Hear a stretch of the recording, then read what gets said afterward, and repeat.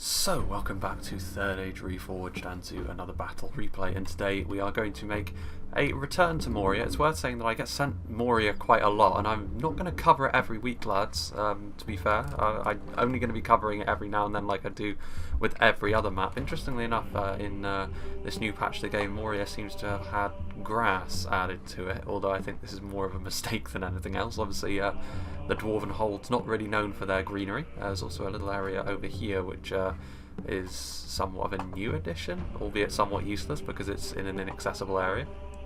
But part of my reasoning behind this as well was the fact that the factions involved today are going to be ones that we haven't really seen up till this point in the new patch. We have got 3 Khazad Dum armies on the defence, and we have got 5 Mordor armies on the attack. There have been a bit of an overabundance of the good and evil kingdoms of men in the replays that I'd shown on the new patch so far, so I wanted to inject a little bit more in terms of variety. I can only apologise for the banging and stuff that's going on, but there's a little bit of housework and DIY going on in the immediate vicinity.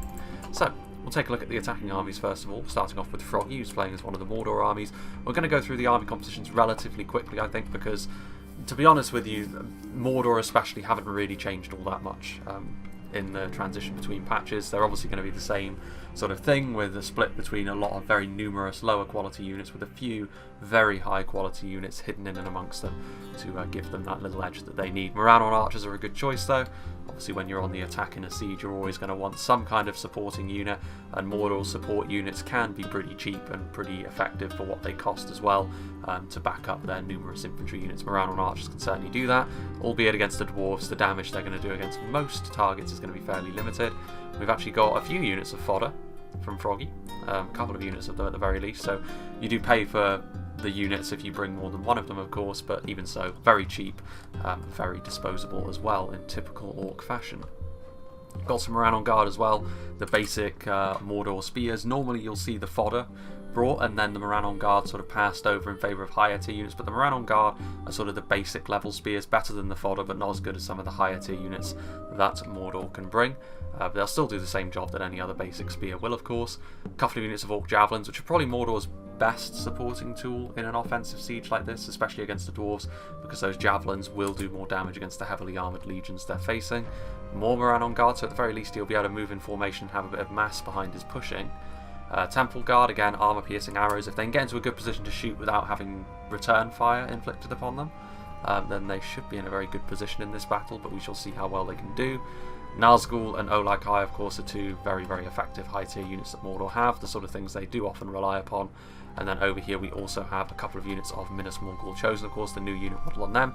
We have seen Mordor before in this new patch, of course, albeit it has been on sort of large... Well, there was the scenario with Horton when we saw Mordor marching alongside their Orc allies, and the rather unfortunate Minas Morgul battle as well, where the lag kind of claimed it.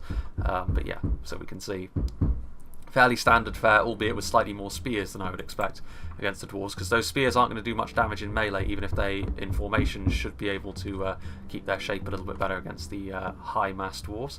Clotati, playing as another Mordor army with a few units which I would expect more in this sort of situation, to be honest with you, stuff like Orc Maulers. Cheap AP, obviously in terms of quality they'll still be run over by the dwarves really, but the AP can help them dish out a little bit more damage against the heavy dwarven plate. We have some Orc fodder in there as well. Troll Drummers to keep their lower tier units pointing in the right direction, which is good.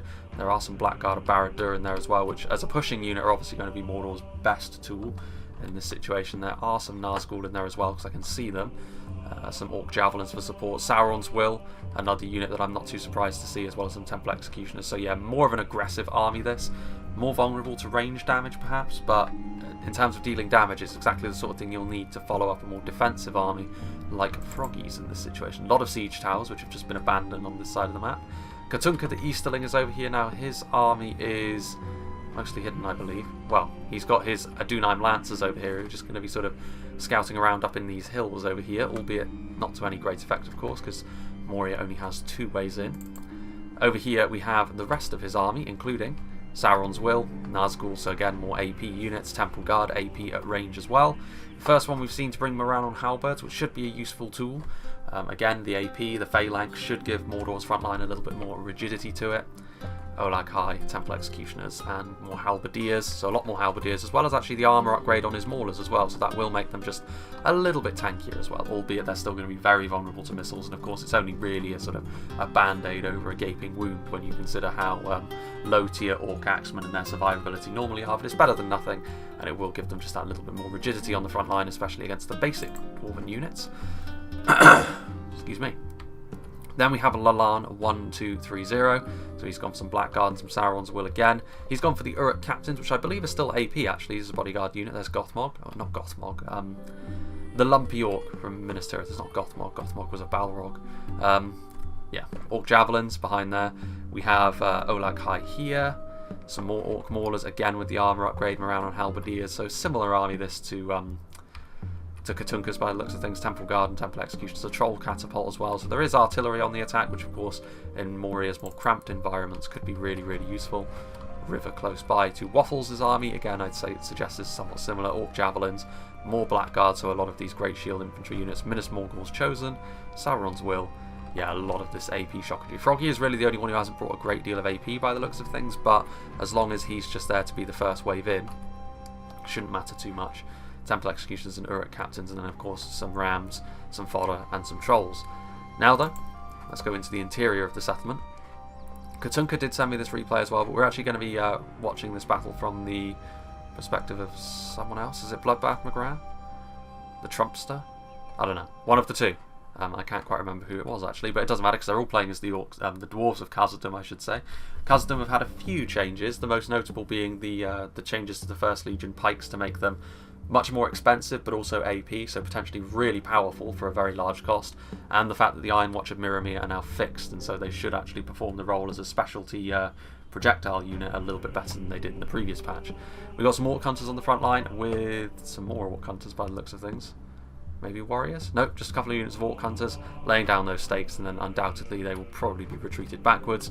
Standard warriors of Khazad Dum in there as well, so the basic Dwarven infantry unit, but still more than enough to deal with most of what the Mordor infantry is going to throw at them 1 versus 1, albeit it will be a vast numbers advantage for Mordor.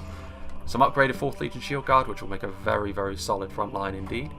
We have some more warriors back across the bridge, some more Orc Hunters of course. One thing that Khazad Dum maybe don't have in their favour is the fact they only have the Orc Hunters as an arch unit. They have the Iron Watch, which now work as well as the ranged unit, but even so. Speaking of which, here is the Iron Watch of Mirrormere. Be very interested to see how they work, 'cause apparently they're very powerful now, in addition to being obviously very expensive as you would expect. So yeah, I'll be interested to see how they work out here against the Mordor push. Sons of the Fallen, here are the First Legion, so now they cost about as much as a unit of mounted knights, but they're AP, which to my mind probably makes them the strongest pikes in the game. They may not be multiple HP like the Karas Gladhon's Guardians, but I think I prefer the AP, because it sort of really makes up for the fact that pikes generally do their damage quite slowly against armoured factions, so that's going to be very, very lethal. 2nd Legion Axe Guard, we also have the standard sentries of Khazad Dum to just be the basic pikes, more Iron Watch of Mirrormere back here, as well as the Legion Bodyguard. So of course we have plentiful high tier infantry units for the Dwarves of Khazad Dum, as you'd expect. A catapult pointing towards the gate, Sons of the Fallen, lots more sort of line infantry in the form of the 3rd Legion and the Standard Warriors. Mithril Guard, the Mithril Guard and the Guards of Khazad Dum have been swapped around in their function now. So the Mithril Guard are now the unit that has 3 hit points, and the Guards of Khazad Dum are the ones that are AP. Which kind of makes more sense, because when you consider the Mithril Guard are wearing Mithril armour, they should probably be the more durable of the two. So it makes sense that way around, I think. 3rd Legion. Over here we also have the Hammers of Gundabad and some more 3rd Legion infantry. On the other side of things, just for expedience's sake, we have Hammers of Gundabad. Some mercenary crossmen for a little bit of mobility within Moria, albeit that's not the most important thing considering how cramped it is. Sons of the Fallen, 3rd Legion and Mithril Guard over here as well. Looks like primarily going to be Bloodbath McGrath over here. And MSQ2 is the 3rd Dwarven player, it's worth saying as well, so he's going to be over here.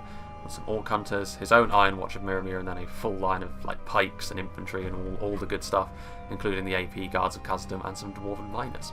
So, I will make a bit of a cut, because I don't know how the attackers are going to pace this, whether the first 2 armies that are in front of the gates are going to knock them down immediately and then rush in, or whether they're going to wait for a little bit more of a unified push. The latter of those 2 things is probably wiser, but of course that would leave me with not much to talk about. So this could be a shortcut, or it could be a bit longer, depending on how the attackers decide to do this. But I'll rejoin when the battle is complete. Well, here we go then, as the gates fall, and I rapidly turn the speed back down to standard, because you can see that Mordor over here, Froggy is going to be leading the way with his Morannon archers, trying to skirmish as best he can, and this isn't the worst idea, because you can see MSQ2 was hoping to shoot into the orcs as they rushed in and then pincer them between two solid blocks of infantry. But before Froggy inevitably has to wander into that trap, he is going to try and use his archers to good effect. And to be fair, this isn't the worst idea in the world. The Orc Hunters of Khazad Dum are, by Dwarven standards, not all that heavily armoured. I mean, they're still more than capable of withstanding a decent beating, especially against lower quality archers like the Morannon archers are, of course, as sort of basic orcs. But they still will be able to do more damage against them than they will do against the vast majority of the orc hordes they're going to be facing off against today. Over on the other side, of course, you can see the other gate has fallen, and rather predictably perhaps the dwarves have fallen back just a little bit. But over here, in no great hurry, and I think this is just another sign that they are waiting for a little bit more of a unified front as Katunka the Easterling's army moves down here, so obviously a large force of orcs. 5 Mordor armies often means you're going to be faced with a lot of numbers, and that is certainly the case here. Mordor can bring slightly smaller and higher quality armies when you consider this kind of unit. Obviously the Blackguard and Sauron's Will can make up a decent chunk of the centre of your army. But even with that in mind, Mordor is still probably going to bring more numbers than most factions. The Duneheim Shadowbows firing in here. What will they fire at is a fairly decent question here, because I mean they could shoot in to the warriors of Khazad Dum, and that is exactly what they're doing. I think actually as well, for some of these units, the angle is such the shield won't even be coming into effect, so Bloodbath McGrath needs to organise his troops a little bit better. Again, perhaps they were hoping over here that Mordor would haplessly walk into a situation where they would be feeding kills into the dwarves, but actually they're not doing that. It's early to be using rangers, but if your opponent is allowing you to get a few free volleys off that are going to allow you to get some kills, then it's all well and good. Also, shooting into the backs there of those dwarves means the shields certainly won't be coming into effect, so nice little pot shots there from Leland. Obviously not anything too significant in the fight as a whole, but I mean these little things will add up, especially if you inflict casualties on the defenders, because of course the attackers have got far more that they can afford to lose. Over here Froggy still just biding his time, a few volleys from the Morannon archers, but after that nothing much else. Obviously the same is also true for the orcs, a bit of a ceasefire happening over here, because obviously the dwarves are not going to want to use their highly precious ammunition, considering their more limited lineup of ranged units on just any old garbage that Mordor throw at them. They're going to want to be a little bit more selective with things, even with their basic ranged unit here. Obviously with the Iron Watch they can afford to wait until there's a big blob and then try and use the mortar-esque projectiles in the way that they were always intended to be. Whereabouts are they? Ah, yeah, there they are. You can see the big bolts on their back. Also, they wield that sort of large arbalest, and they fire their projectiles up in the air, and it behaves exactly like a mortar. And if they should probably deal the similar amount of damage as they did in the previous patch, albeit now their accuracy is such that they won't spray their ammunition all over the place and completely miss their target. You're just as likely to hit your own men with them in the last patch. They were so inaccurate. Now though they should be a little bit safer to use, and that could be really useful in this situation as well. MSQ2 has set up the pincer. He's going to want to hold Mordor and make them blob up just past this archway here, and then utilise the Iron Watch to good effect. You can see the Orc fodder, the first ones to enter Moria proper. But once again, the Orc fodder are not going to draw any sort of range fire. Again, Khazad Dum have to be a lot more conservative with their ammunition than most factions do, just because of the overall lack of archers, or at least lack of number of archers they can bring. Obviously, if you're talking about a faction like Dale or Gondor, they've got so many different types of archer they can bring that they can maybe afford to use just one unit of archers to put a little bit of pressure, light a little bit of a fire under Mordor. But Khazad Dum do not have that luxury. What they lack in that, of course, though, they make up for in might up close. And the Dwarven miners are charging, and they did actually take a couple of volleys from the Morannon archers. Not the worst idea for the Morannon archers, because again, you need to really pick your targets where you can if you're Mordor in this situation, and the Dwarven miners, by far the most fragile of the Dwarven infantry units. But here, in this situation, up against the Orc fodder, they've definitely found their level, because they're going to easily be able to wipe out a single unit of unsupported Orc fodder. Of course, as effectively militia tier shock troops, they're going to take some damage even against Orc fodder, because their survivability is so low. They're not really fighting men after all. I can only apologise for the banging. I can hear it through my headphones, so it must be fairly loud. But it really can't be helped. wavering, and yeah, the Orc fodder are going to have to retreat here because the Dwarven Miners easily going to be able to defeat them here, and this is exactly what this kind of unit is very useful for. Of course, it means that you can put a little bit of pressure. You can force the issue in melee a little bit more with a more disposable unit. They need to run away, though, because they're going to take shots in the back from the Moranon archers, and any gains they may have made up close and personal with their pickaxes is going to be wiped out by those Orc arrows that are thudding into them from behind.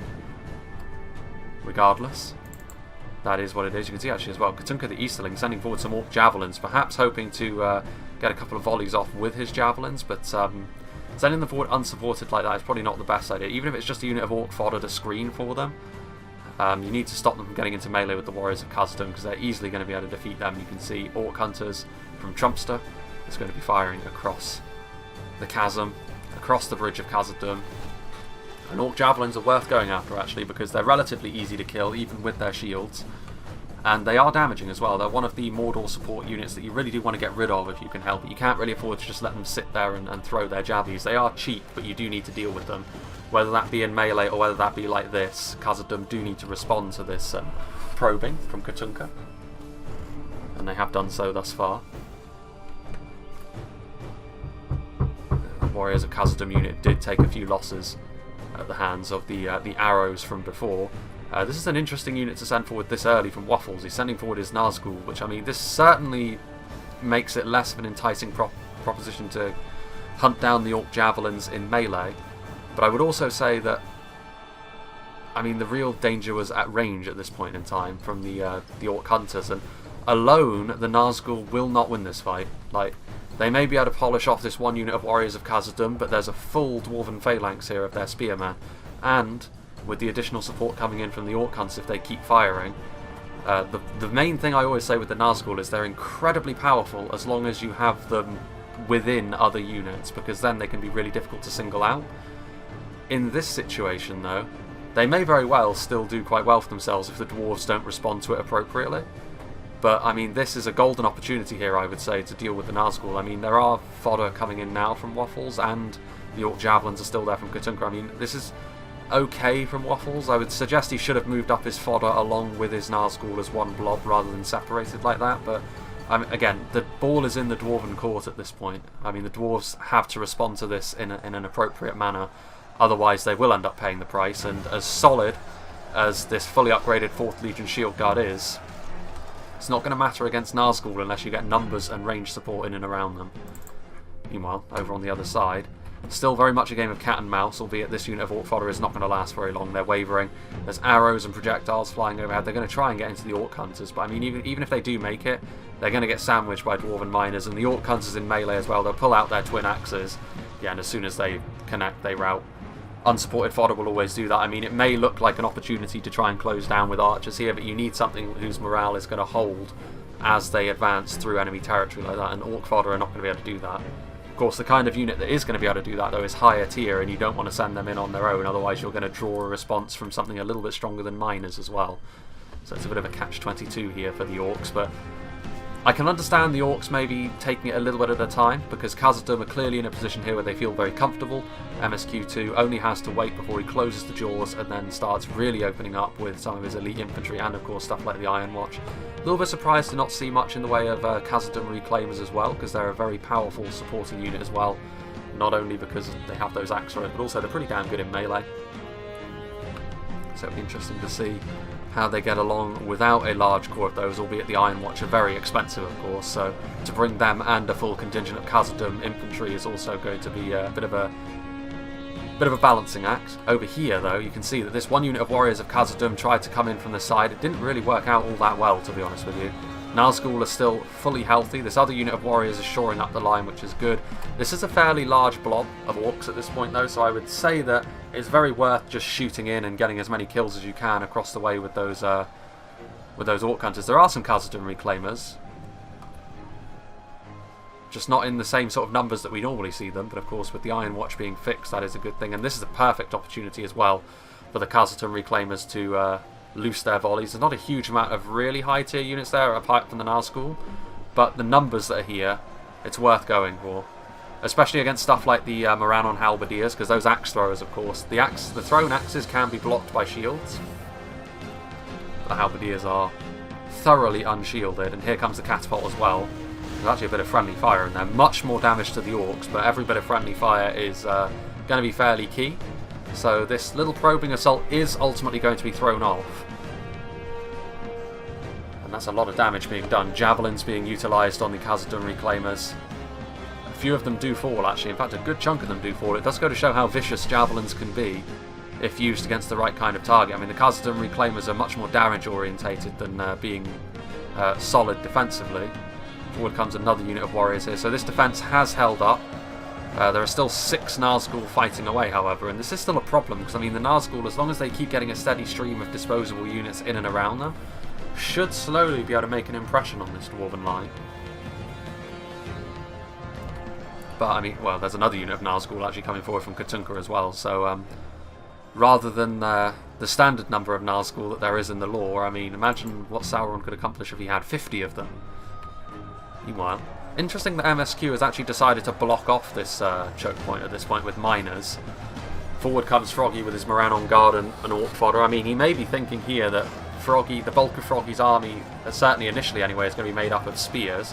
He does have the support of Clatati's maulers as well, but I mean, these miners should rack up a fairly decent kill count for themselves, but I'm surprised. I mean, he is moving back now, so I assume what he wanted to do, or I assume what the plan will be as the battle goes along, is to allow Mordor to come in and then stop him here, and then try and use something like the Iron Watch. Forward come the Iron Watch of Miromir. Maybe he's going to use them now instead. He sees an opportunity to shoot into the blob there. Still some arrows coming in from just beyond the gate as well from the Moran archers, but it will be interesting to see how well the Iron Watch can cause damage here.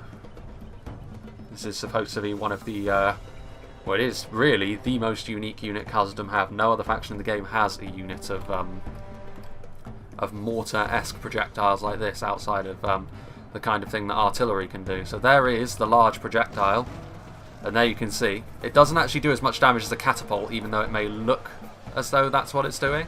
Most of the units that it hits will just get knocked over. Really, you're only going to be killing like 1 or 2 per projectile, but again, just the chaos that it can cause in an organised attacking line could be absolutely vital here.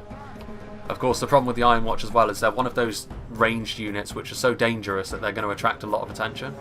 So obviously the Blacklock Engineers are the Erebor equivalent, the body-piercing crossbowman. You could even lump the Witchers in as well, a specialty projectile unit that no other faction has. Khazad Dum Reclaimers over on the other side, however, doing things the old-fashioned way, not needing a mechanical device to lob their projectiles into the enemy. And there's also the Mercenary Crossbowman just in behind, being used as a more mobile crossbow unit. Waffles' Nazgul are still fighting away. Only 1 more has died since last we saw them. But this Dwarven infantry is not going to be the easiest to get out of the way. Slowly but surely they will be able to inflict losses on them, but if there's any faction that's capable of holding on to a point for an extended period of time through sheer infantry might, it's going to be Khazad Dum. Even more so than factions like Numenor and Imladris, because Numenor and Imladris have got a little bit more in terms of the supporting units around them, you would suggest. At least more accessible ones. They obviously don't have an equivalent to something like the Iron Watch, but the Iron Watch is very expensive and very small in number. And also Khazad Dum's armour values across their entire faction as well. Their solidity. You would say Numenor and Imladris maybe have a little bit more of a natural ability to go on the offence, but of course that's not going to be necessary here. Oof. The thudding there of the Iron Watch of Miromir. You can see there where one of the projectiles landed, so about 4 of them died, and amongst that, so it is almost like a mini artillery piece, really. It's not going to do quite the same level of devastation in terms of physical damage and morale damage that a catapult can do in this situation, but obviously a little bit more free to use. They're more than capable of defending themselves as well, because they are a bodyguard tier unit. Here come the fire arrows and the orc hunters as well, so now Mordor are starting to pour forwards a little bit more so, albeit the fire arrows having a bit of a negative effect on these initial probing assaults from Froggy, because they're only basic units that he's sending in. Mordor and the Misty Mountains can get away with throwing men away a little bit more readily than other factions, but I would still be careful if I were Mordor, because they're slowly having their manpower bled away here, and if they leave it too late to commit in a big assault, they will live to regret that, I think. But this is a little bit more like it, but there's not really anything to tie this attack together. Not really any quality at the centre of this push, you can see, and that is immediately apparent by the fact that most of these units are routing very quickly. You need a little bit of something extra in the middle of this sort of thing if you're going to make it work. And here come the Iron Watch of Miramir. Oof. And there you can see. Very damaging indeed. Men being sent flying. There is a silver lining to this from Mordor, and that is the fact that the Iron Watch are using their ammunition on Orc fodder. But this attack has fallen to pieces, really, and they're going to have to sort of refresh this, Clatati and Froggy. The other side have got 3 armies that they can play with as well, whereas this attack on this side only has 2. So they need to make their assault stick a little bit better than that. I can definitely see why they're not committing forward their quality units with this unit here in support, and they're maybe hoping that they use up most of their ammo now, but the downside to that is a lot of their manpower is going to be hacked away at as time goes along. Over here, meanwhile, sort of a more classic fight over here that we're more used to perhaps from Moria, the dwarves parking themselves in the way of this assault still. It looks actually as though the Nazgul have been largely cleaned up over here. There are still a few. Katunkas are much more healthy, but I cannot see I cannot see Waffles anymore. There's one. He only has one left. Excuse me, I think I'm losing my voice from the recordings I've been doing lately, which is unfortunate. Yeah, the Orc Maulers are here. Obviously, Orc Maulers, a very juicy target for these Orc Archers to go after. And these Orc Archers, as I've said many times in the past, they're not just a basic unit of archers along the lines of something like the Gondor Archers. They bear more in common with sort of the entry-level Elven Archers, albeit maybe with a little bit thicker armour and that sort of thing. Maybe the Noratino Warriors would be a good point of comparison, because they also dual-wield in melee. But of course it's the only archer that the dwarves have, so whereas the elves can sort of extend their archers into tiers beyond that, that's where the dwarven archers begin and end. But this is still a good front. There is actually a bit of a gap here that Mordor may be able to take advantage of if they were so inclined to do so. They could push forward. I mean, that is risky because there's still archers in close proximity. There's still the Khazad Dum reclaimers, but I would say it's probably worth going for. You've already put quite a lot into this assault. There's a gap there to be taken advantage of. Send forward maybe a unit of Blackguard, of Barad-dûr in the vanguard, and then follow through with some more basic units if you want. And that should be enough to make something stick, to be honest with you. What have we got here? Well, I mean, the dwarves are continuing to hound the Mordor forces that are routing back outside the settlement. Temple Guardsmen firing in. I mean, they're going to be shooting into this big blob. The Nazgul are over there from Clatati, hoping to draw the attention of those dwarves as the Temple Guard shoot into that blob. This will be actually fairly lucrative for the Temple Guard, because so many of MSQ2's units are sort of in these 2 blobs, and if you can do damage to one of them with your armour-piercing arrows, you're in a pretty good place, I think. The Nazgul, of course, will be overwhelmed. There's no doubt about that, but the kills you make could be worth it. Uruk Captains as well, alongside the perpetually routing fodder. Orc Maulers coming in as well. This depleted unit of Warriors of Khazad Dum will be dealt with by the Uruk Captains. But then, where do Mordor go from there? Do they move forward once more? The Adunheim Shadowbows coming forward as well. I mean, they could really put some real pressure on that wing of MSQ2's army if they decide to focus it. Which may be a good way to do things, because it may make MSQ2 just that little bit less comfortable. Which up until this point, everything that he's wanted to do, he's been able to achieve without too many issues. More Moran on guard coming forward from Froggy. Those javelins will also be trying to do their bit, albeit I don't know what they're actually firing at. I would hope it's not the miners. This is probably the unit they would want to go after, the sentries, because these dwarven pikes will prove to be an issue, because of course Mordor will have to rely on halberdiers. The pikes are going to be able to outrange them. Oof, that is, again, just, you can see the devastation that it causes.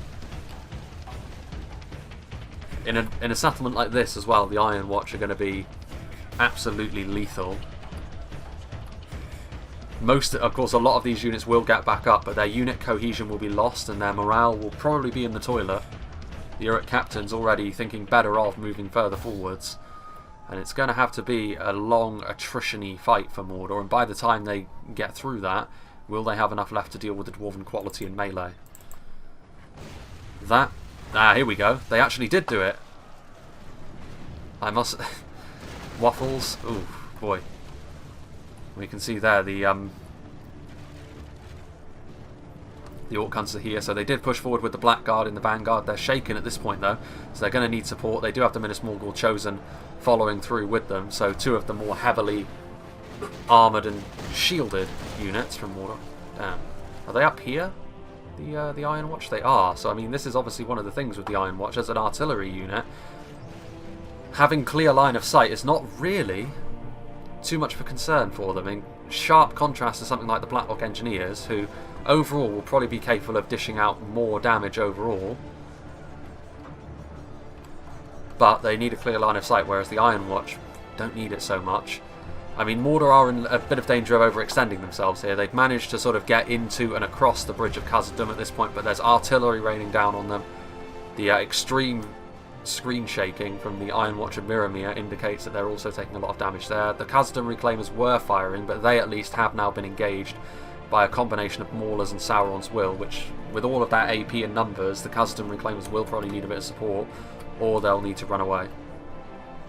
Mordor are coming forward though, and I do agree, like, they needed to make something happen here, something had to give, but now that they've managed to break through, I think maybe going up around the high ground would maybe be the best thing, because going across the bridge solely would just leave them at the mercy of the Iron Watch, and also the Dwarves actually have got a lot of units over here.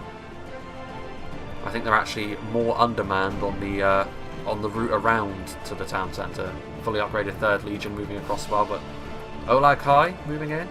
Mordor determined to keep making this work. I mean, the Blackguard actually routing, so they did their job. They managed to push Mordor quite a long way. Sauron's Will. Oof. There goes a general for Mordor. Unfortunate to say the least, but that is a problem with Moria, of course. If you get hung up on these narrow choke points, it's going to be pretty grisly for you. One of the attacking generals has fallen. They need to get all of these high quality units out of the immediate sight of that catapult, I think, because they can scarcely miss at this point. Some hits will be more effective than others, but I mean they're going to be racking up a kill count all the while this bombardment is happening. Forward come the Olag High as well.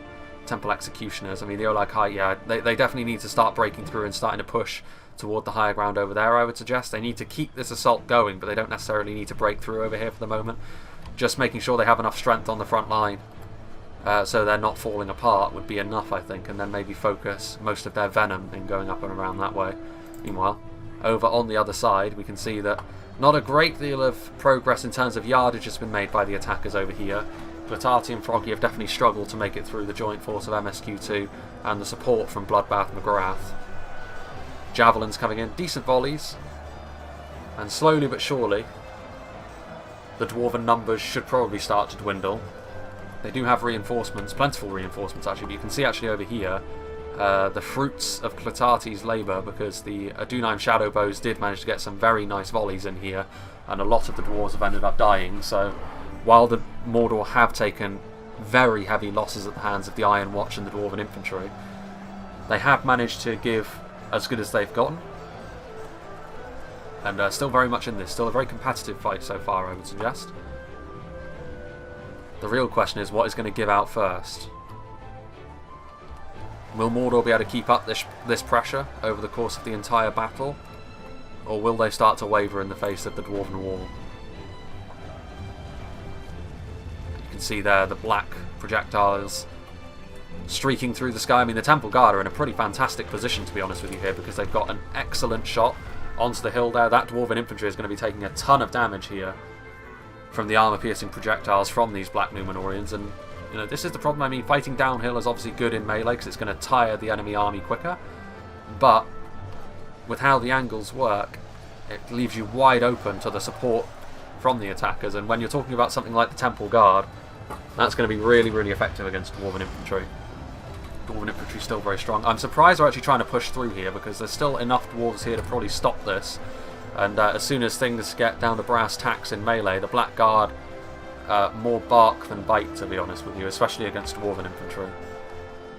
This, however, is what I'm a little bit more interested in. I think if they, well, I mean, there is a Dwarven phalanx up here, but this is all there is. There is some support from the crossbows, but this may be where we get to see the 1st Legion pikes earn their salt, because in conjunction with the Sons of the Fallen, this is probably one of the most effective and deadly phalanxes you're likely to see in the game, as it stands, because that is a ton of damage. Really, really sturdy units as well. Yeah, and Orc Javelins are one of the best openers here because you're going to force the dwarves to respond to that in some way. Legion Bodyguard are coming forward. They may decide to counter-attack even. But yeah, I mean, I'd get the Orc Javelins up here and try and skirmish with them because going into melee against that is definitely not good for your health. Oof, you can see here now, back and forth here between the two artillery pieces. Initially, the Dwarven artillery was doing a lot of damage to the advancing Orc army as it came through the gates of Moria, but now it's turned into an artillery duel that the Orcs are actually winning at this point. One catapult down for the Dwarves, all of them still up for the Troll Catapult. Troll Catapult, of course, the crewmen are also a little bit more useful in melee than a standard artillery crew, so Mordor will be quite happy with this, because even if they do end up trading their catapult for the enemy catapult, the Trolls can still be quite useful in melee for their mass and the damage per swing that they can still offer.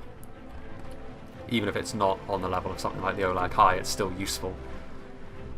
More units pouring in, Moranon Halberdiers, as well as a Dunaim Shadowbows. Oh, another miss. All the way outside the settlement, that one, and so far Mordor will be quite happy with how this has gone, actually. Over on this side, Mordor have definitely made more inroads than on the other side, but you'd kind of expect that. Like I said, 3 armies attacking this gate, only 2 on the other side. And also I feel as though when Mordor got organised over here, Khazad Dum's defence, like, they didn't really have too much of a plan other than form a front line and support it with axe throwers and archers, which is fine. But I think it was more nuanced over here from MSQ2 and the Katunka, the Easterling, not Katunka. Who's the other one? Bloodbath McGrath, that's it.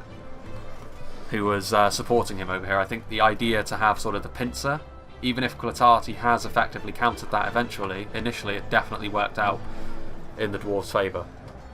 But now Mordor are starting to make more progress, to be fair. They are starting to get a little bit of wind in their sails. And maybe a bit of momentum in this fight as a whole as well. Minas Morgul chosen. Going to join the front line. I mean, they're a very solid unit of spears. They're not necessarily the most damaging, especially against dwarven infantry with their really heavy armour, but they themselves are heavily armoured, so unless the dwarves have got an armour-piercing unit on the front line, they'll actually be fairly difficult to get rid of. I mean, the Sons of the Fallen on the front line, so Warriors of Khazad Dum, sentries. I mean, that's the thing with dwarven infantry. Even basic dwarven infantry is fairly intimidating to go up against, even for stronger units like Minas Morgul's chosen. As long as you can keep organised as the dwarves, it can be tough to take you on. The Iron Watch over here, though, you can see. What I can assume happened here was MSQ2 was trying to utilise his Iron Watch, and he probably got shot by the Temple Guard and Javelins, because they are solid enough, survivable enough, that regular archers probably couldn't do this in the time frame.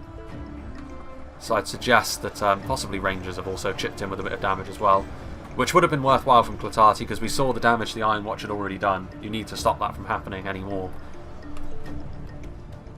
Mordor advancing forwards, and here now we can see the Javelins coming in. Kind of a counter-attack. Again, one of the Iron Watch of Miramir getting left behind. There they are, though. Bloodbath McGrath. I mean, this is interesting. I mean, the Orc Javelins firing in, and they're doing a lot of damage as well, because the dwarves, they can't really move forward. They don't have supporting tools, and this is the issue. Sometimes as the dwarves, with your lack of ranged options and the kind of army compositions you may bring, sometimes you may just have to sit here and take it, which is not ideal, because Orc Javelins being able to get free kills against Sons of the Fallen represents a huge value shift, especially in a 5v3 like this. But I can definitely understand the Orcs' nervousness to engage with the new and improved 1st Legion pikes. Even their heavily armoured units should fall fairly quickly to them now. Here are the Mercenary Crossmen. What are they firing at? It's nice to have this unit actually on a defensive Moria, because it does mean you can switch from one side to the other fairly quickly. It's almost like they're lobbing pebbles off the side. I mean, they are getting kills by doing this. Maybe not necessarily to the extent that crossbows can, but they're getting good hits onto Moranon Halberdiers, so you can't complain too much. And also the Iron Watch have definitely got this under control. I mean, this is the problem that the Orcs have. Unless they have enough ranged units to cause enough damage to the dwarves here, that the dwarves feel as though they need to pull back, which is unlikely considering there are reinforcements. I mean, they're not going to want to move into a phalanx like that, supported by the Iron Watch, because it's going to be devastation. And I think actually, I mean, there goes a general. I think that's one of the well, it could be either defending or attacking, because there's Temple units, there's Mithril Guard. Iron Watch here, they were taking volleys, but none of them were particularly accurate, so they are well covered enough.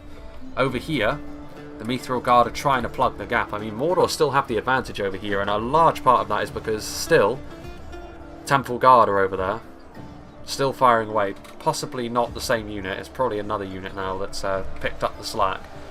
But this is the problem, I mean, for all of the power of the Iron Watch that we've seen in this fight, and all of the effectiveness of the Dwarven infantry and artillery, positioning here for the Temple Guard has been ideal, and if you allow armor-piercing archers to have free reign like this, you're going to pay the price, especially as a faction that really relies on that sort of thing.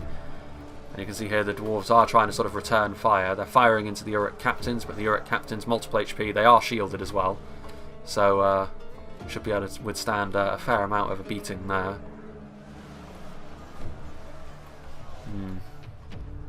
What about over here? Are Mordor making progress? No. With the reinforcements of the warriors of Khazad Dum, they have managed to shore up this line a little bit more so. Minas Morgul shows are not making a great deal of inroads. The Nazgul are on the front line, but again, they're more of a slow burn kind of unit. They'll pick up kills, but over a longer period of time. In come the Sauron's Will. That AP is going to be very useful on the front line, but they need more numbers, I think, here on the front line, because otherwise the dwarves are going to be able to hold here fairly indefinitely, to be honest with you. They don't have to deal with the support, really, of the Iron Watch anymore. There's only one Arbalester that is left.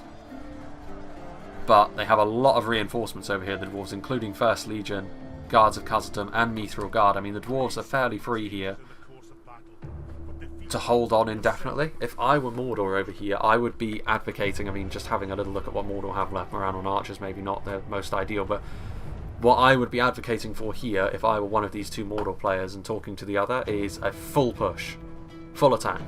Because yes, it's risky, but if you manage to punch through this line quickly, especially with something like Blackguard of Barad-dûr, you can then rush in, and all of a sudden these units over here then don't have the luxury of a choke point and they're stuck.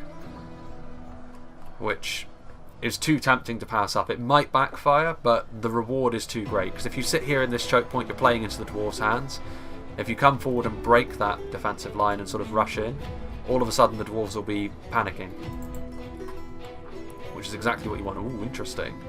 Dunheim shadow bows came forward, and the body piercing units were enough to finally convince the dwarves that they need to pull back. And that would have been the trigger for me to attempt to pull back as well, because you can't sit there and take range of fire free of charge. I think they're going to need some sort of rear guard though to stop the Olag High from catching them. The question is, what would you actually leave as a rear guard? 2 units of Iron Watch, 1st Legion, and a unit of Sons of the Fallen. None of these units are particularly disposable, but one of them is going to have to be, because otherwise the Olag High are going to catch them, and then the rest of the Mordor army is going to catch up as well. You could try and blitz the Olag High down with all of these units in melee, but I mean, the Olag High are sturdy enough that probably isn't going to happen.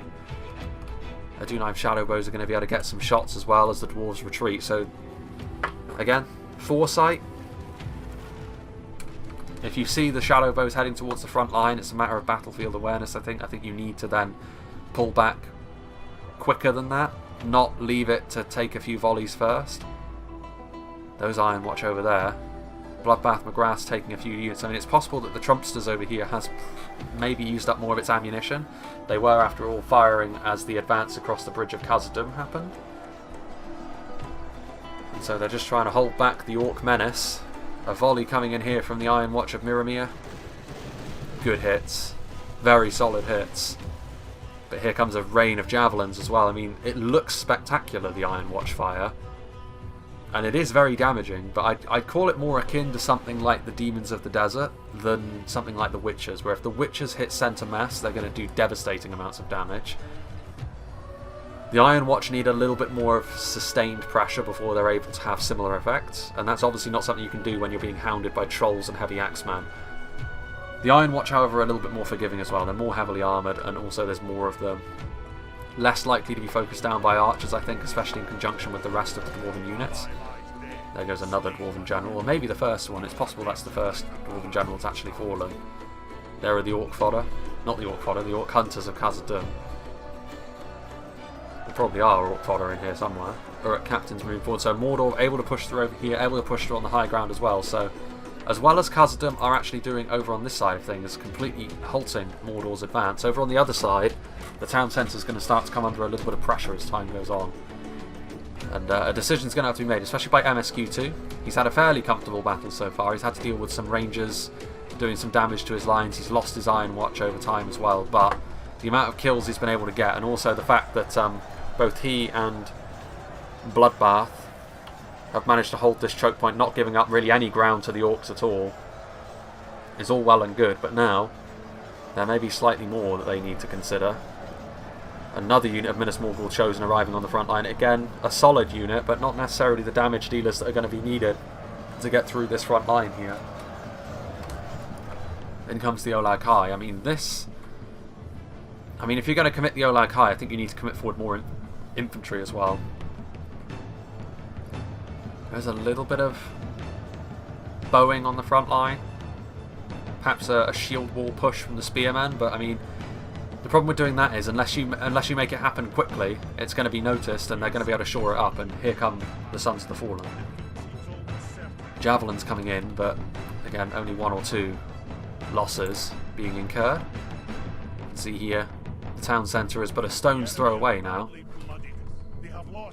What is going on here?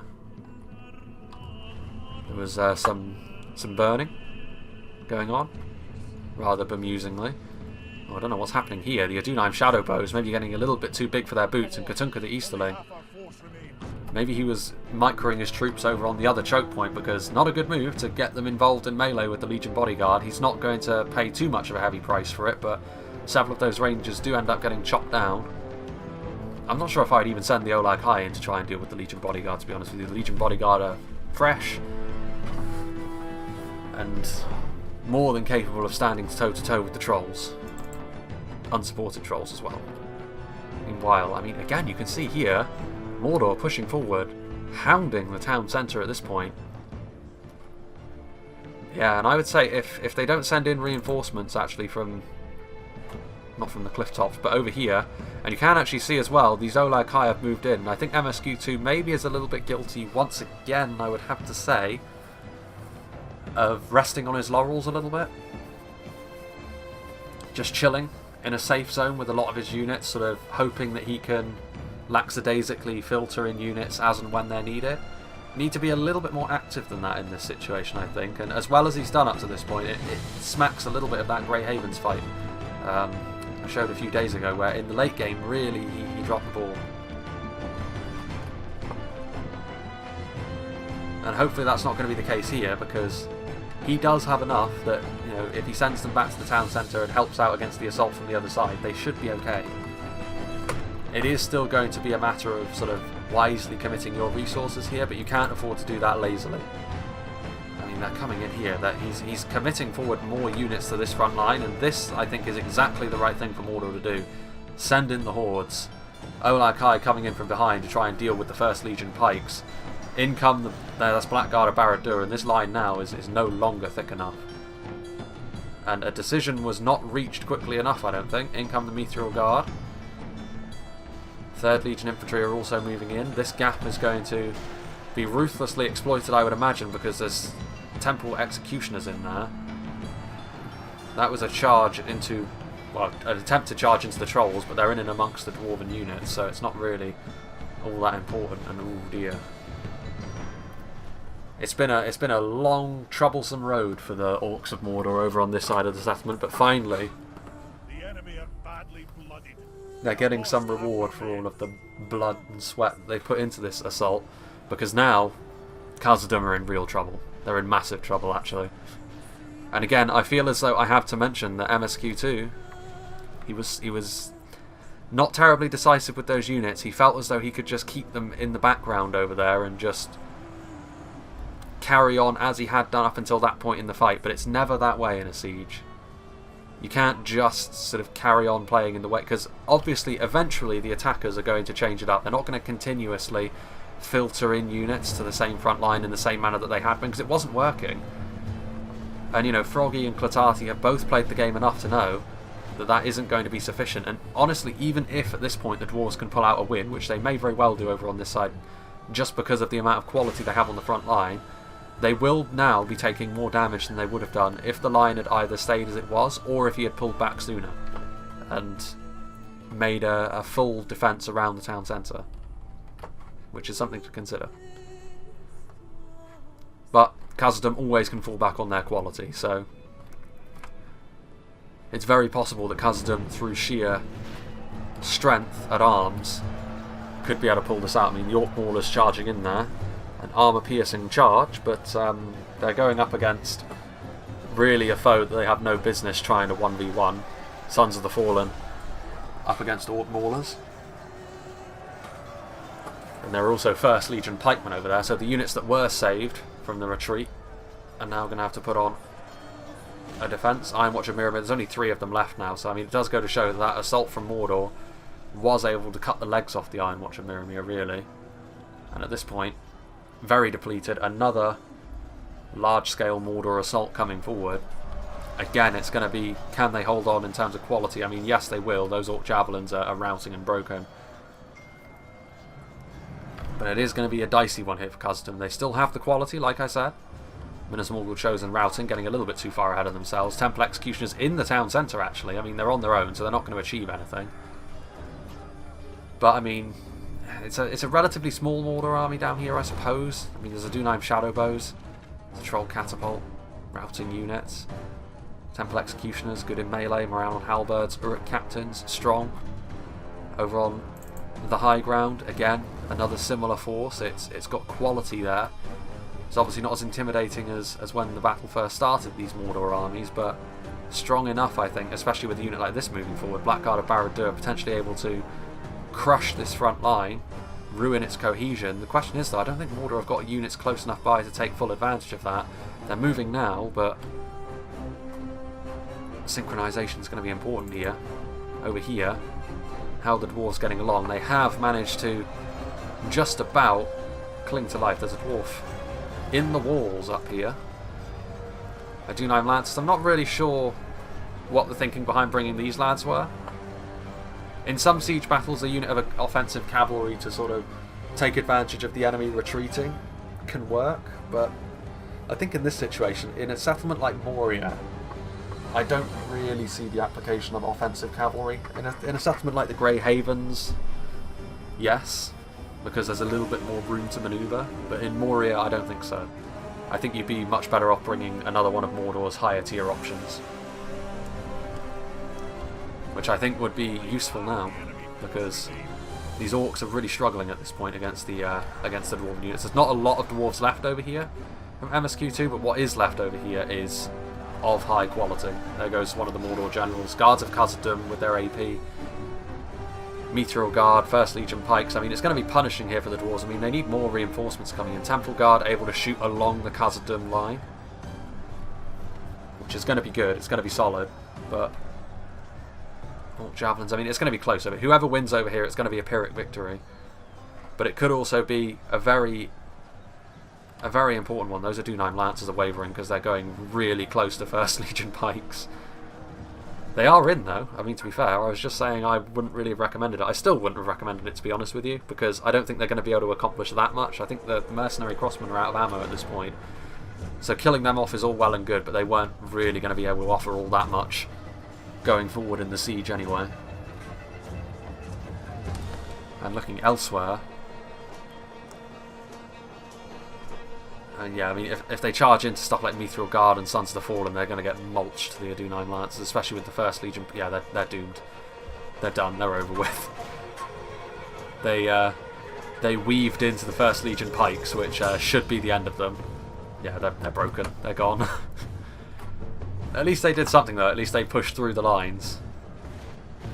Guards of Khazad Dum still proving to be a real thorn in the side. Healthy Temple Guard in melee, though. If they can whittle down the Guards of Khazad Dum just a little bit more, that should be enough to give them the win. Over here, Mordor pushing forward. Still those another unit of Temple Executioners pushing in. Coordination could be key for Mordor here, though. Iron Watcher Mirror may be depleted, but they're still getting some hits into the morale on Halberds. That's enough to break them as well. That could be vital, actually. Because at this point, if you're losing a unit's like of strength 120 to routing, it doesn't speak well of your chances moving forward, to be honest with you. There's another one coming forward now. Dunaim Shadowbow is still firing, but I think there was a case for saying the Mordor armies perhaps should have waited to see what the outcome was on the other side. They're moving forward now, but I think this assault here, round the back way into the town centre essentially, is going to be the only one that Mordor are going to be able to keep going, because the other one I think is going to fall apart. I think Khazad Dum have got the superior positioning here. The Temple Executioners are still a problem, and obviously catapult crewmen are not going to be enough to kill them off. But they don't have enough to keep the assault going from the front either, and the Hammers of Gundabad are now going to be able to introduce what's left of the Temple Executioners to the business end of these Dwarven Warhammers. And I think the timing here from Mordor was all wrong. I was talking about how Khazad Dum have made a few timing errors, but this could be the most significant one, because Mordor can't really afford to throw people in unthinkingly anymore, because they've already taken so many casualties in this battle up till this point. And it may be this is just a final Hail Mary to try and catch Khazad Dum off balance and swarm into the town centre, but I think that's already come unstuck, because now the Temple Executioners are also having to deal with Meteor Guard, which that's going to be the end of them. 2nd Legion Axe Guard taking cover as the Adunheim Shadowbows continue to fire. Still Nazgul, as Adunheim Shadowbows finding the mark with some of those arrows, but not enough of them to do a lot of damage really, really quickly. 1st Legion Pikes doing damage. We'll have to see at the end what sort of kill counts they've gotten, because I actually think, to be fair, we haven't seen them in action as much as maybe we would normally. Because I think actually, to be fair, one thing Mordor have done quite well, especially over on this side of the battlefield, is not allow Khazad Dum to get set into a really effective phalanx. Khazad Dum have had to take less than ideal fights, which again, to turn that around once more, Khazad Dum have in turn made the best of those not ideal fights. So it is what it is, but I mean, we could still learn that the 1st Legion Pikes have played a massive role. It's just been quite difficult to see, because Mordor, where they can, have always been trying to use javelins and projectiles on them first and foremost, which of course is the right thing to do. Adunheim Shadowbows firing, more Ranger ammunition, Temple Executioners at this point. MSQ2 will now be free to send units back, I think, because he has absolutely no requirement to chase Mordor this far. He has done with some depleted units just to give them something to think about, I think. But you can see here that this Mordor army is pretty much done for at this point. I mean, there's the Temple Guard, the Adunheim Shadowbows, and 1 unit of Orc Javelins, and that's all that remains of the assault on this side of Moria. And they have not made it past, up till this point anyway, the little bridges that lead up to the town centre, which, to be fair, is more of a rarity on Moria. Usually we do see the town centre getting attacked on all sides. And on this occasion, we may not get to see that. It may be that Froggy and Clatati have just been outright stopped, and I was criticising MSQ2, but, I mean, to be fair, you can't really argue with results all that much. I do feel as though it could have backfired in the same way that it did backfire in the Grey Havens, but on this occasion I think Mordor maybe weren't able to take advantage of it in quite the same way as the fight on the Grey Havens went. Yeah, more Mordor forces are just routing Morannon Halberds, routing en masse at this point. They just don't have the quality. Troll Catapult crew as well, trying to do what they can. At this point, it's desperate measures to try and keep this assault going for as long as they can possibly manage. But that isn't going to be much longer. It's going to be the Nazgul alone which are going to have to try and do that, and they're being dragged down now as well. The Troll Catapult crew are obviously not as effective as most of Mordor's trolls as well. This over here is a little bit more concerning, perhaps, for Khazad Dum, but they're still holding on over here. Legion Bodyguard and 1st Legion Pikes together doing a good job against Temple Executioners and Sauron's Will. The shape of this engagement is dangerously close to being an envelopment, however, against the Dwarves, which would turn that around substantially. Over here, Adunheim Shadowbows continuing to fire, but I mean MSQ2 taking the front foot, being aggressive, trying to weather that storm. I mean, the Meteor Guard of any unit in the game are going to be more than capable of doing the business, but they've already been in melee for some time. They're going to be taking fire from the side where their shields aren't coming into effect, and they're up against Temple Guard in melee, so actually that's probably a fight they're going to lose. Could that be significant? Maybe not if the guards of Khazad Dum come forward as well. If he wheels around these sort of this pocket of resistance mainly made of guards of Khazad Dum to get in and amongst the Shadowbows as well, That should be alright. I mean, he has, to an extent, made it a more difficult target, because now as he shoots into the Mithril Guard, he's going to be getting friendly fire as well, which is kind of an interesting one. I'm also surprised the Temple Guard for a while there were just trying to fire while they were being hacked at in melee, and honestly that will probably prove to be a fatal error, because the Temple Guard were not really defending themselves against the Mithril Guard in melee, and as a result they've already been devastated, to be fair. Very quick damage being done there. Unfortunate, but perhaps it wouldn't have mattered anyway. MSQ2 doing a good job there, making it so that friendly fire would be forthcoming if the range of fire continued, and of course now, with the guards of Khazad Dum and the Sons to Fallen on the way forward, the Rangers probably won't be able to continue firing for much longer anyway. Yeah, I think Khazad Dum, as the announcer has said, I think they're going to be just fine. I think the quality they have left is too much. Mordor's still keeping this assault going, and to be fair, the armor piercing is doing its work. The big axes, the temple executioners on the front line, adding the quality as well. But I don't think it's going to be enough. I mean, they don't have anything left to reinforce over here, so even if they win, I mean, units within the town centre are going to be able to turn around again anyway. I mean, the Adunai Shadowbow is out of ammo at this point, so a desperate charge into the town centre with, once again, more reformed halberds, but they're not going to last much longer in melee either. AP they may be, but again, it's just a matter of different leagues for these units. Mithril Guard, some of the best infantry in the game, around on halberds, just your average Joes.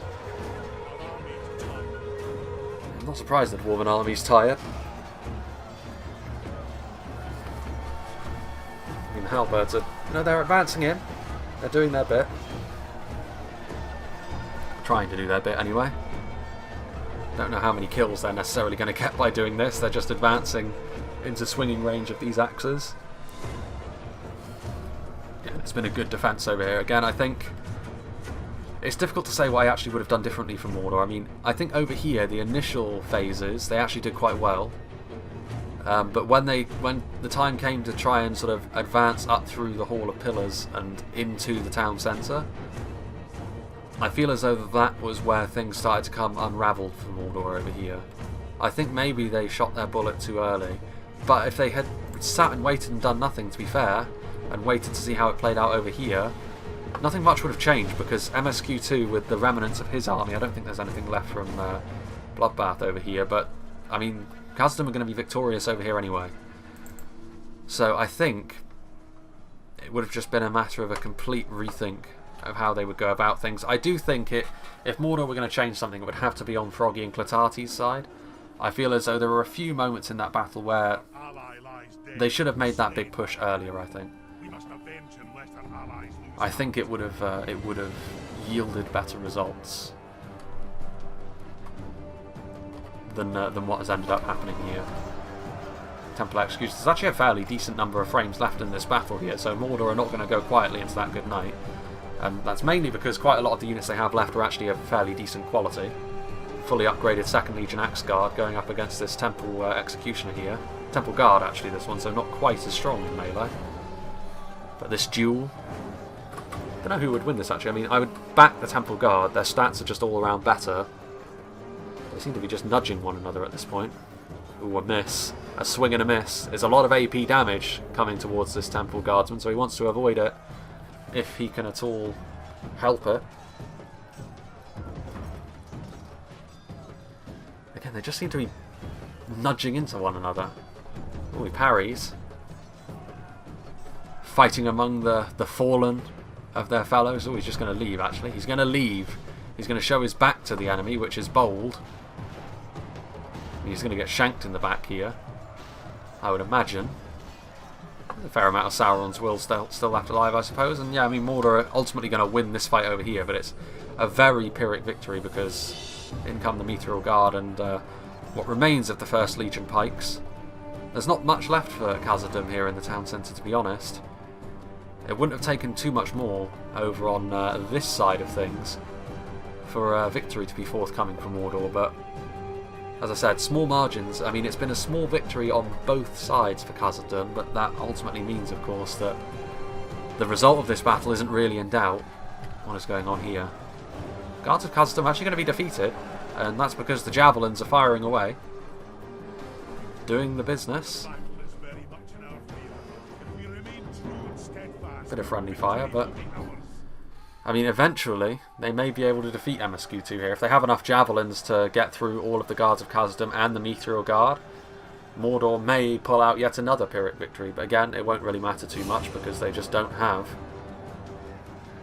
the numbers to then carry this through to the town centre. But a very, very competitive one, I have to say. 97 to 97%. But it just comes down to quality here at the end of the day. Unless these javelins have got literally full ammo and can kite the entirety of the Dwarven army. Froggy with his last great hope. Orc javelins. Unironically, pound for pound, in terms of cost efficiency, maybe the strongest unit in the game. A mere 500 florins. Similar could be said for the Snaga as well.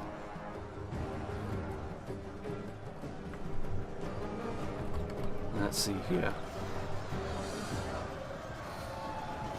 Defeat seems certain now. Oh, I think they're out of ammunition.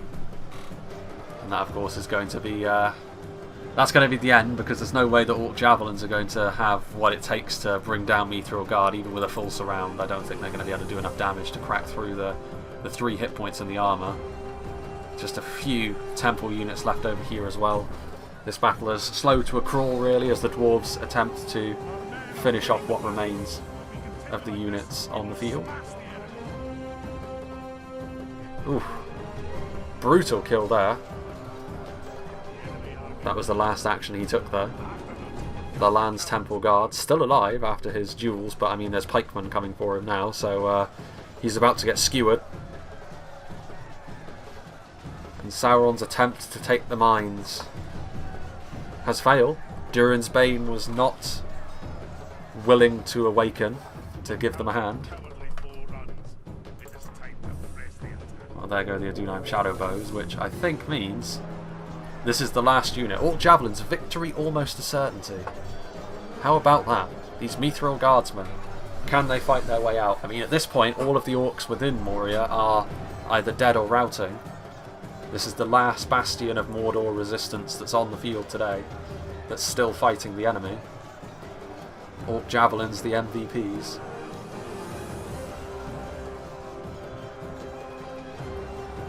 And it has been a very tough fight indeed. I mean, here's Balin doing his bit, slaying orcs. Hopefully we won't have to make use of that tomb for you in this battle, but we may have to. I mean, you're surrounded on all sides here, and these Orc Javelins have proven themselves to be vicious little buggers. Any reinforcements on the way? I don't think so. Victory seems certain at this point. I mean, the quality should shine through eventually. Go up to ×2 speed here as the dwarves continue to march through. I think wavering. I think morale is going to be the thing that gets the orc fodder before death, which is not too surprising considering they're the last ones and they're not really designed for this kind of frontline combat. If we remain true and steadfast, victory will be ours. Yes, indeed. Will Balin live to see the end of it, though? That is the question. He's still surrounded by 3 of these orcs, the lowest of the low as well. So I mean, if he falls to these basic boys, however will the dwarves sing of his name? Is that going to be the end of them? Ooh, I thought they routed then. They picked their spears up, but that isn't going to be the end. Balin's still taking a few pokes from those orc spears. He kills another orc though. I think this is going to be the end now. A valiant effort from Mordor. It was a tough one. I mean, beating Khazad Dum on their home turf is always going to be a very bruising encounter, even for a faction who is designed to take losses, such as Mordor. The day is ours. Let victory be a salve upon our So in the end, Khazad Dum defend their homeland. Balin's expedition successful, and now able to consolidate their victory by holding Mordor. Very impressive as well. Very good fight, I would say. Very close. And yeah, I don't really know what Mordor... I think a complete rethink would have been on the cards for Mordor. I think actually over on the other side they did well.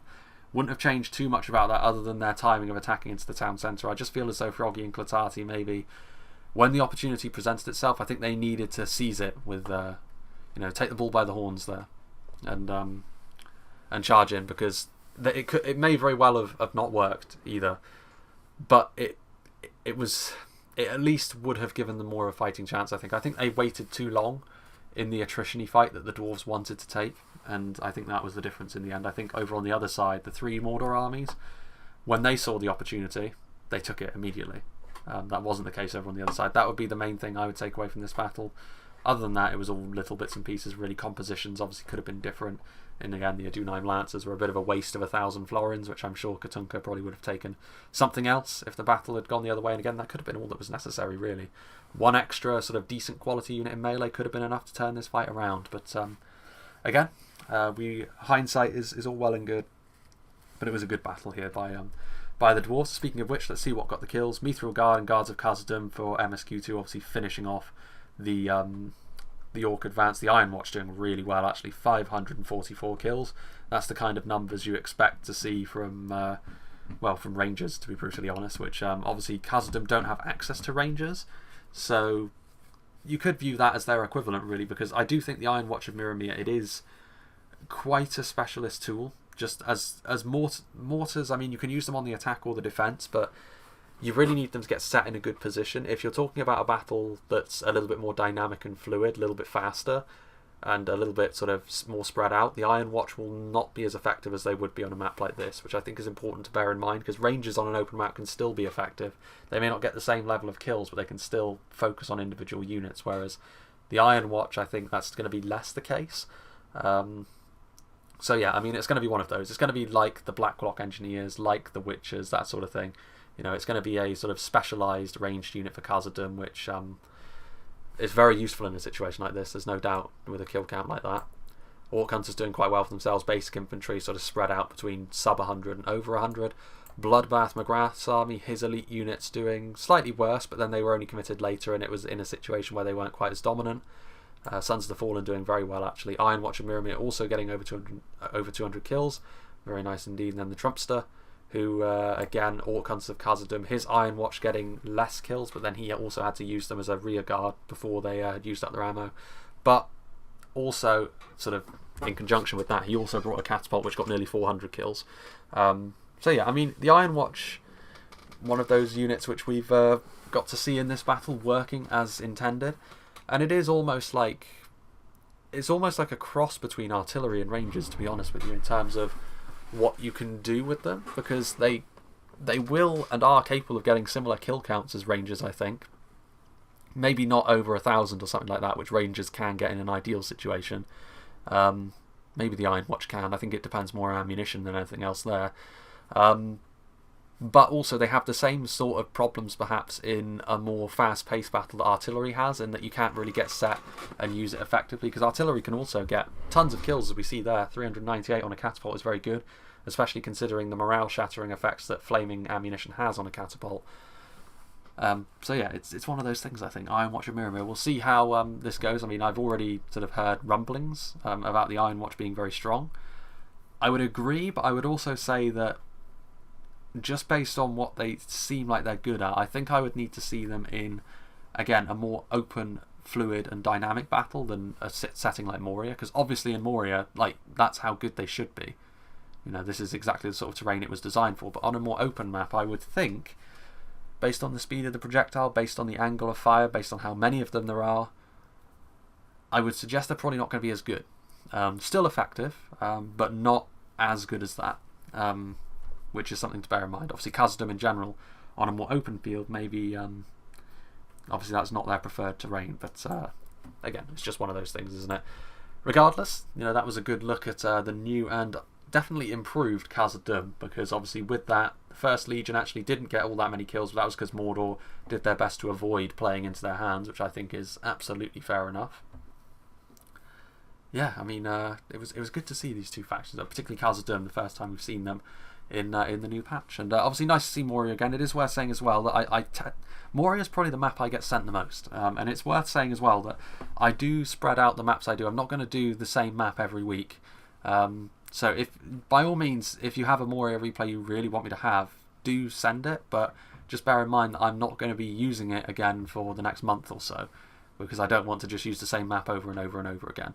But I felt like the time was right to do another Moria battle, especially a themed one like this, because we haven't seen Khazad Dum up till now in the new patch. But yeah, as for what's next, I'll have to look through the replays, to be honest with you. Obviously, the troop overviews for Mount and Blade 2 will also continue until they're done. There's only 6 factions in that, to be honest with you, so it's not going to be a particularly long series, but it's still going to go on with what should be Valandia next, I believe. As for Total War, I'll have to look through the replays really and select an appropriate one. Maybe something a little bit less claustrophobic than Moria next time, but hopefully still a large-scale one nonetheless. So yeah, hope you enjoyed this, and I hope you'll join me for whatever is next.